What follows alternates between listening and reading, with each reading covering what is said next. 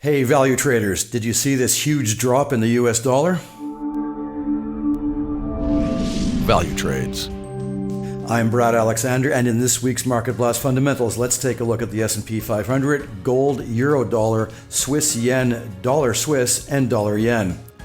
Every once in a while, an event happens that completely upends the markets. The collapse of the Silicon Valley Bank has done just that for two reasons.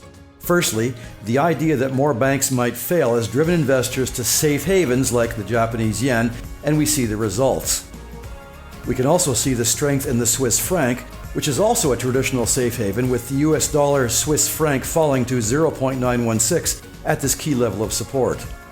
So, if we have two traditional safe havens, it is not unusual for traders to see which one is winning. Therefore, if we look at Swiss yen, we see the Swiss franc clearly ahead since the beginning of January. Secondly, the collapse of the SVB and other banking issues have had the US Federal Reserve rethinking the next rise in interest rates, thereby making the US dollar weaker. You know where I'm going with this? Gold is now higher, both as a safe haven and as a reaction to the weaker US dollar.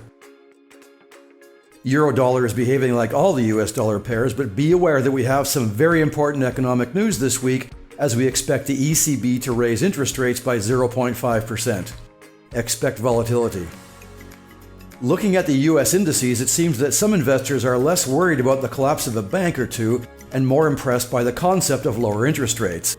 All US indices are higher today on a risk-on mood. Thanks for watching, and don't forget to subscribe to Value Trade Signals, and the link will be in this video's description below. Also, subscribe to our YouTube channel and register on the Value Trades website to get notifications on new content as it happens.